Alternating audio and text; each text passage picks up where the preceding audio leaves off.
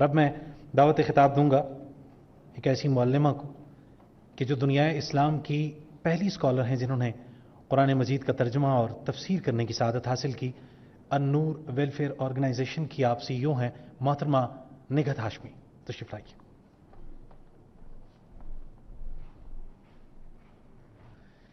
السلام علیکم ورحمۃ اللہ وبرکاتہ. صدر مملکت محترم جناب ڈاکٹر عارف علوی صاحب، وفاقی وزیر جناب نور الحق قادری صاحب، علماء کرام اور معزز حاضرین، سب سے پہلے تو میں مبارکباد دینا چاہتی ہوں صدر مملکت کو بھی، وفاقی وزیر صاحب کو بھی، تمام علماء کرام کو بھی اور تمام پاکستانیوں کو بھی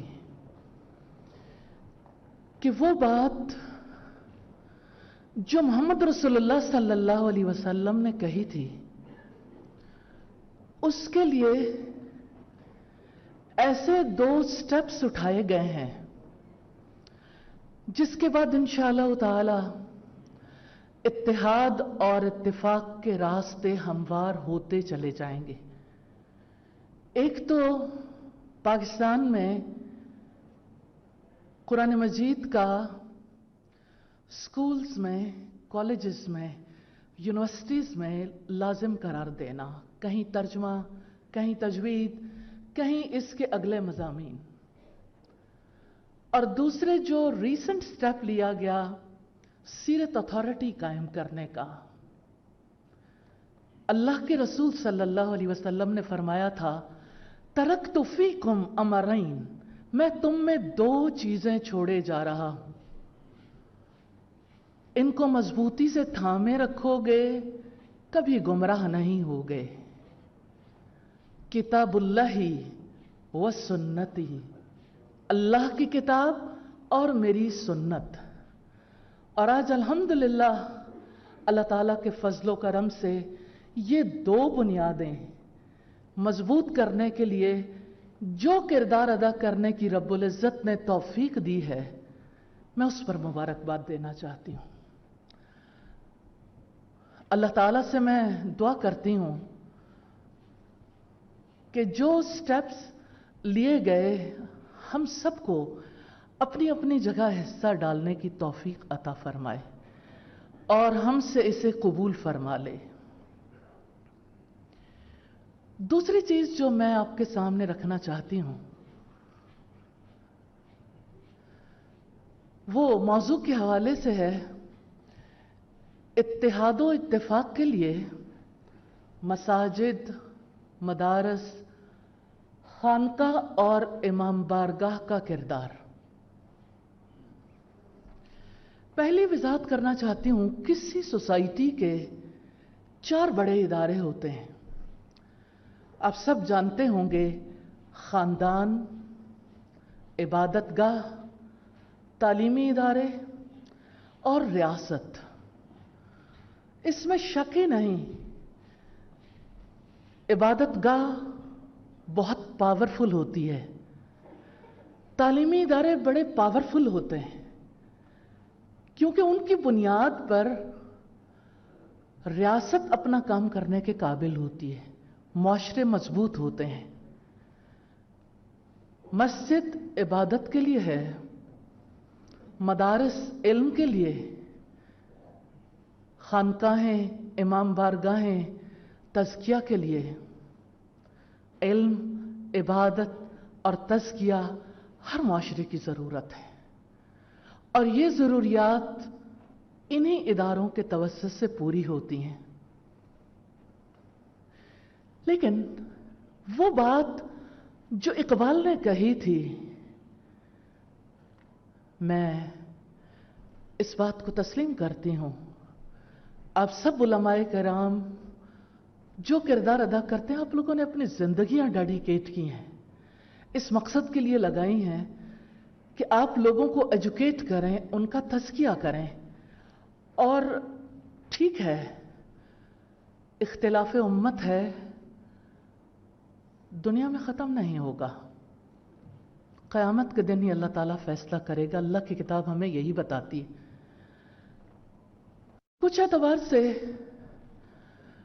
इस इख्तिलाफ को अगर एक तरफ भी कर दें, मैं इत्तेहाद उम्मत के लिए वो किरदार जो आप अदा कर सकते हैं उसकी तरफ तवज्जो दिलाना चाहती हूं।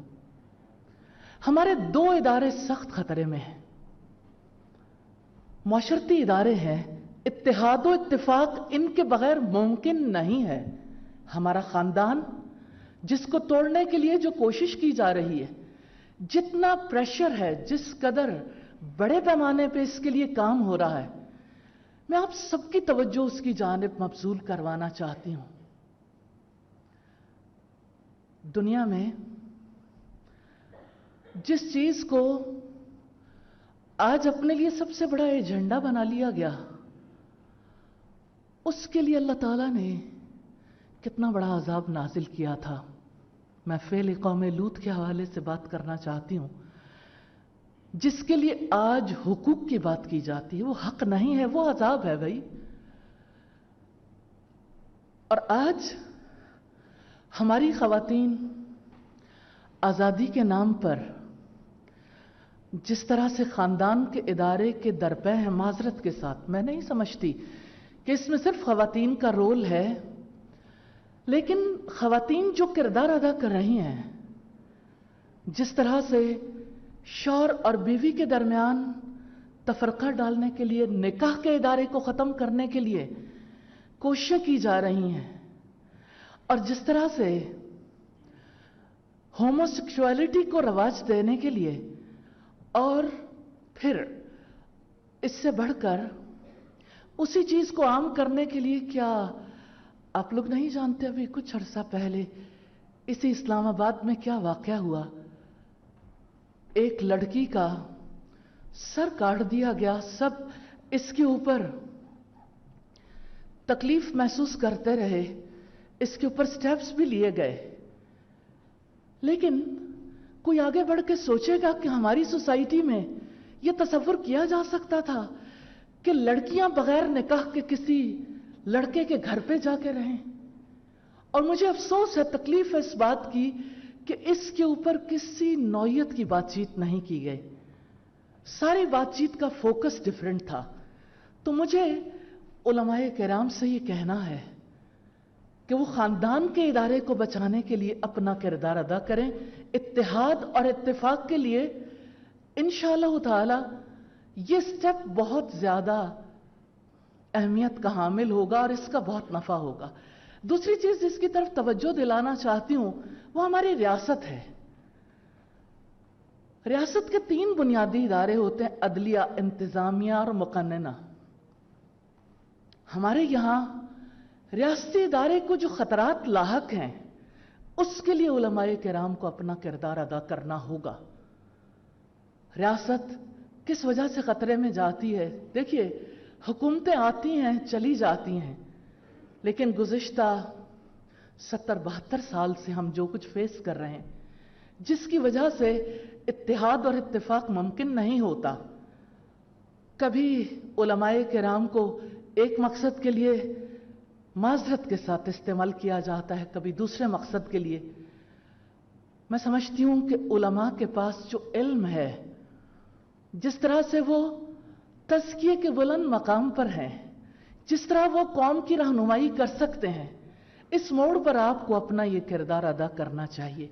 मुआशरे खानदान के बगैर भी कायम नहीं रहते और मुआशरे रियासत के बगैर भी कायम नहीं रहते।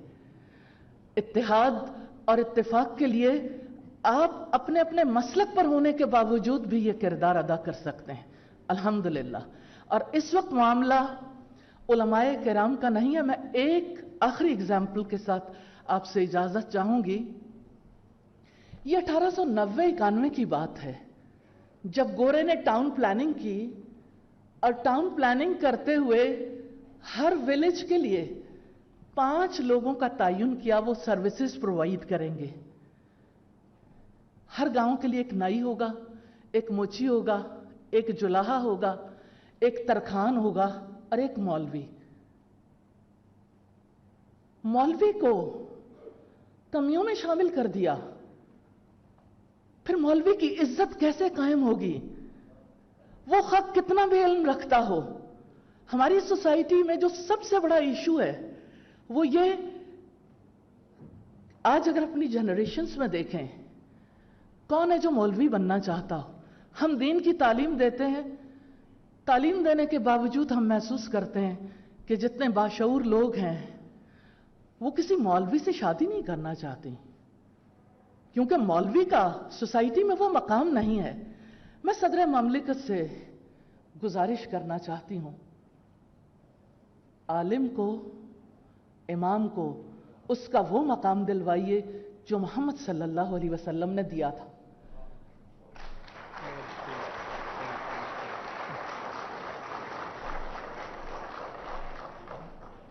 نبی صلی اللہ علیہ وسلم کے پاس ایک قبیلے کے لوگ آئے اور انہوں نے کہا، اللہ کے رسول، ہم اسلام تو لے آئے، ہماری جماعت کون کروائے گا، امامت کون کروائے گا؟ آپ صلی اللہ علیہ وسلم نے فرمایا، جو آپ لوگوں میں سے قرآن زیادہ جانتا ہو. اور عمر کہتے ہیں، میں قرآن زیادہ جانتا تھا اس لیے امامت کے فرائض مجھے انجام دینے پڑے اگرچہ میں کم سن تھا. یہ عزت کا مقام رکھتے ہیں. کسی گاؤں کا مولوی بھی ہو، کسی شہر کا مولوی بھی ہو، آج جب کسی کو بے وقوف کہنا ہو تو اسے کہتے او مولوی، او صوفی. کیا یہ ہماری سوسائٹی نہیں ہے؟ جیسے کسی ایم این اے کو عزت ملتی ہے، کسی ڈسٹرکٹ ایڈمنسٹریٹر کو عزت ملتی ہے، جیسے مختلف اداروں کے سربراہوں کو عزت ملتی ہے، ہمارے مدارس اور ہماری مساجد کے ائمہ کو بھی اسی طرح سے عزت ملنی چاہیے. میں نے 2 سال پہلے ایک ریکویسٹ کی تھی سیرت کانفرنس میں، اور مجھے خوشی ہے الحمدللہ کہ آج بچوں کا کریکلم پورے طریقے سے اس کی چھان پھٹک ہو رہی ہے کہ ہمارے بچوں کو کیا پڑھنا چاہیے. آپ لوگوں نے محنت کی ہے، مزید محنت کریں گے، اس سوسائٹی میں بڑی چینج آ جائے گی انشاءاللہ تعالی. میں توقع رکھتی ہوں انشاءاللہ تعالی کہ نبی صلی اللہ علیہ وسلم جو رحمت للعالمین تھے، جنہوں نے اتحاد کے لیے جہاں 5 وقت کی نماز، جہاں ہر ہفتے جمعہ اور سالانہ حج جیسا سلسلہ قائم کیا، اتحاد و اتفاق کے لیے تو ہماری بہت ٹریننگ ہوتی ہے. اگر ہم تمام مکاتب فکر کو اپنی اپنی جگہ کام کرنے کا موقع دیں اور یہ سوشل ایشوز پہ اور ریاست کو مضبوط کرنے کے لیے، آپس کے اتحاد و اتفاق کے لیے وہ چیلنجز جو گورنمنٹ کے ہیں، وہ چیلنجز جو عوام الناس کے ہیں، ان چیلنجز پر کام کرنے کا موقع دیں تو انشاءاللہ تعالی اتحاد و اتفاق قائم ہو جائے گا.